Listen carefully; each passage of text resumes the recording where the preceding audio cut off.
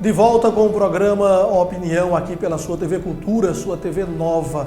A gente hoje tem dois convidados que tratam exatamente do problema da água, que conhecem a fundo esse problema. É a Niádia Menezes, que é gerente regional da Compesa, e o Alexandre Henrique, que é biólogo, professor e também ambientalista.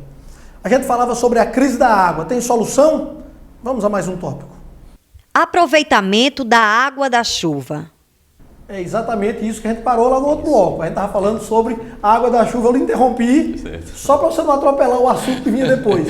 Mas pode falar, cara. A gente, por exemplo, pouquíssimas casas é que tem uma tubulação para aproveitar essa água da chuva para que a gente tenha uma cisterna ou algum local para guardar essa água. E claro, isso aí você pode utilizar em qualquer parte da casa.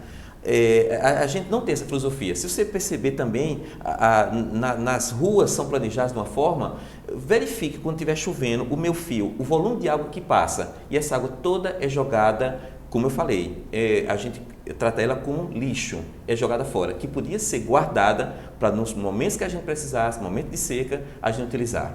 Veja só, eu vou chamar aqui o outro tópico, porque tem muito a ver com a água da chuva também, que é o reuso da água.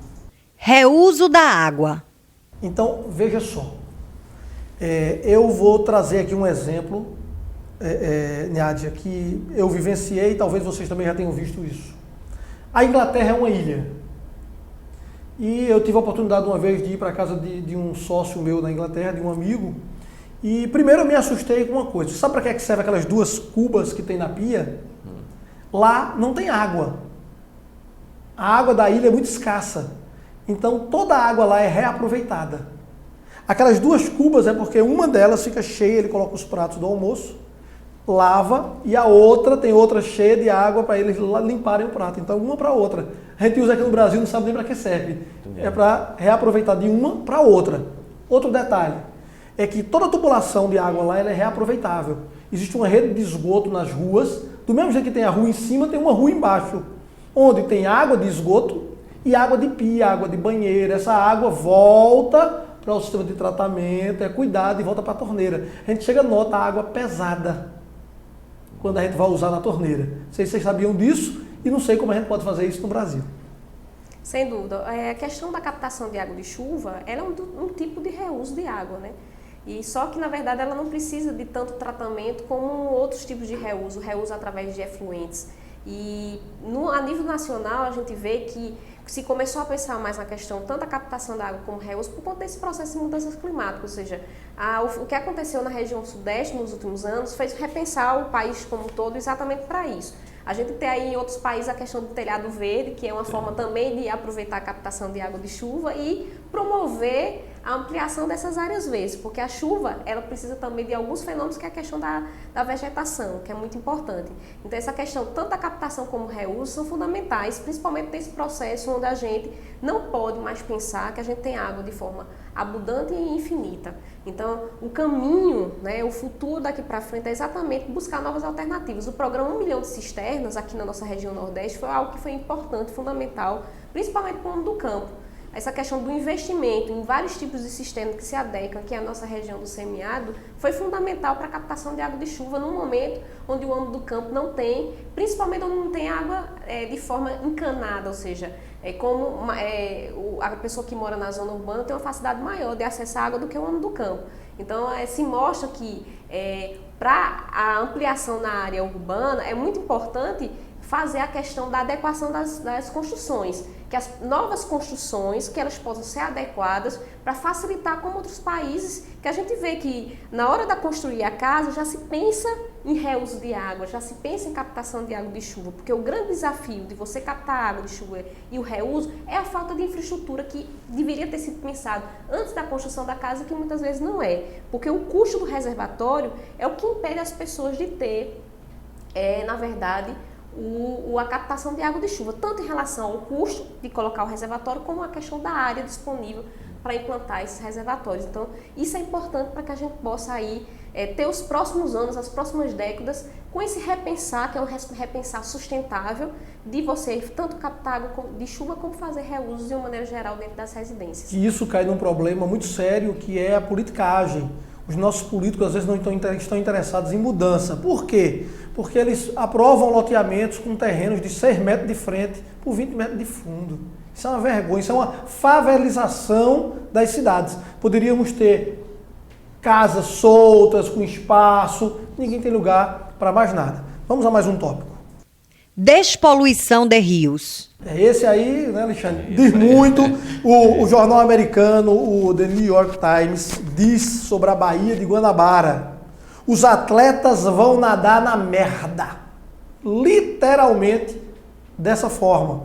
Nós temos o Rio Capibaribe, o Rio Beberibe no Recife. Nós temos o Rio Ipujuca em Caruaru. E a gente precisa salvar os nossos rios. É verdade.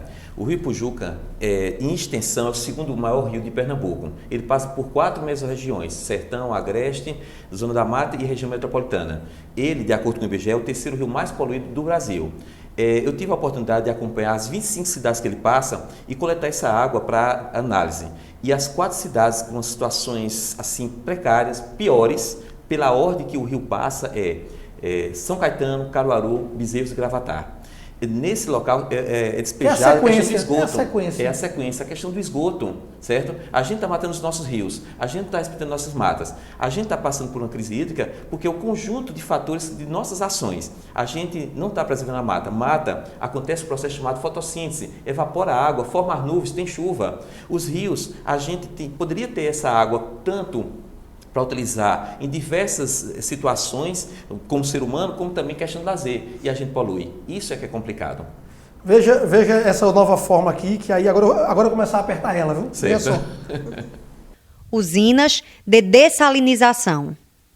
O que é que falta para a gente ter usinas aqui no Nordeste? Já que é tão precário, a gente veio isso em Israel, não sei se você conhece. Sim. Lá eles têm em todo canto, é um deserto. Não é verdade. E não falta água. O grande desafio dos processos de salinização é a questão do rejeito, né? Na verdade, a gente ainda não buscou uma forma adequada em relação para o rejeito. Porque a tecnologia a gente já tem, já domina, por exemplo, a nível, por exemplo, do estado de Pernambuco, Fernando de Noronha é um exemplo disso. Uma ilha que representa um polo de desenvolvimento econômico, turístico, né? Que é importante aqui ligado ao Nordeste e ao estado de Pernambuco, mas que tem problemas de limitação de falta d'água. Lá tem o açude do Xarel, e que na verdade tem uma limitação que é a questão da pluviometria. Então, lá é a Inglaterra. Lá tem a questão da dessalinização, mas existe muitos conflitos em relação também às questões legais e ambientais, né? Muitos ambientalistas são contra em relação a isso por conta do rejeito. Onde é que a gente vai depositar o rejeito que é oriundo, que é exatamente o cloreto, né? Que é como se fosse uma salmoura, na verdade, que é oriundo, porque um dos grandes desafios iniciais era a tecnologia as membranas, né, para uso. As membranas ainda é um processo, é uma parte do equipamento que é caro, né, porque muitas vezes a gente tem que importar esse tipo de equipamento, mas enfim, a gente avançou muito, a gente tem muitos salinizadores aqui espalhados já na região semiárido, mas o rejeito é um dos principais desafios aí para a gente expandir a questão do processo de salinização aqui a nível do Nordeste.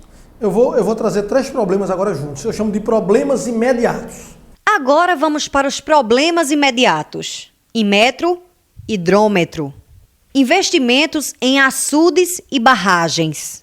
Privatização. Politicagem. Muito bem, vamos lá. Primeiro, eu queria saber sobre os hidrômetros que nós temos nas nossas casas, os contadores de água. Passa muito ar. O que é que falta para a própria Compesa solicitar do Imetro ou dos órgãos fiscalizadores que peguem essas pessoas que fornecem esses hidrômetros para resolver esse problema? Porque a gente está passando um problema, por exemplo, de seca, e de repente a pessoa vem aqui louca e diz: eu estou pagando a conta de água 2 vezes o valor que eu pagava quando tinha água. Essa questão da hidrometração, existem vários tipos, vários modelos, né, a nível nacional de hidrômetro. No nosso caso específico, a questão a gente vive num processo de intermitência, né? Muitos hidrômetros eles são feitos para funcionar de forma contínua. A gente já conseguiu avançar e haver uma mudança, principalmente nesses últimos hidrômetros que a gente vem instalando na última década, nos últimos 10 anos. Que isso modificou muito, a gente usava um termo volumétrico e hoje a gente mudou, porque a gente, inclusive, às vezes acontece também submedição. Então, da mesma forma que o hidrômetro ele gira para frente, ele pode girar para trás com ar. Então, esses programas de redução de perdas, né, nas redes de distribuição, elas estão contribuindo para a gente trabalhar com a questão da colocação de ventosas também na rede, porque normalmente a gente trabalha com ventosa, extração de ar, em grandes adutoras. Esse é o grande ponto, mas a gente avançou muito em relação ao tipo de medidor. Esse não é o grande problema. O grande desafio é as nossas redes que deveriam estar com a pressão normal e de forma contínua, que na verdade não estão. Então a realidade aqui do nosso Nordeste, o Nordeste é muito atípica, porque as redes eram para funcionar com água constantemente, e a gente vive num processo de intermitência, e isso também prejudica. É que na verdade a gente não tem, né? Não tem água, precisa se repensar. O outro ali são investimentos em açudes e barragens. O que é que eu quero dizer com isso?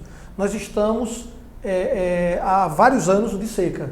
Sim. Sabemos que possivelmente ano que vem vai ter água em abundância.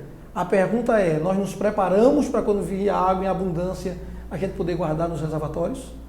Bom, um dos grandes problemas aqui da região do Agreste, no estado de Pernambuco, é que existem alguns problemas, que é a questão da falta, o relevo não é apropriado para a construção de grandes açudes. Então, qual seria a solução? Transposições, as grandes transposições. Então, o estado de Pernambuco é grande conhecido por as grandes transposições. E a adutora do Agreste, que foi pensada e foi, na verdade, um processo longo, porque foram o quê? Mais de uma década para poder conseguir sair e tirar do papel a adutora do Agreste. Ambientalistas, hidrólogos, né, formadores de opinião, a discussão foi ampla em relação se era viável ou não tirar a água do São Francisco. Enfim, então esse é uma coisa muito específica aqui da região do Agreste. Bom, e a questão das grandes obras e as barragens, a gente está buscando agora Pirangi, Sirigi e a própria adutora do Agreste, que infelizmente está demorando em relação ao tempo da execução, e isso prejudicou ainda mais. Mas a gente vai chegar lá e a gente tem um problema grande ainda de privatização e de outras coisas. Eu acho que a gente deveria voltar aqui outras vezes, porque o tempo da gente já acabou. Já, produção? É uma pena. Muito obrigado pela presença de vocês. Obrigado, Alexandre, também. Agradeço pela presença. E foi muito rápido. Eu tenho ainda um monte de dúvida, pessoal. Vamos marcar outro programa para a gente falar sobre isso. Muito obrigado pela sua companhia. A gente volta daqui a pouquinho com a TV Nova e Samira Buana. E amanhã a gente está aqui de volta, se Deus quiser, com mais um programa Opinião. Um abraço, até mais.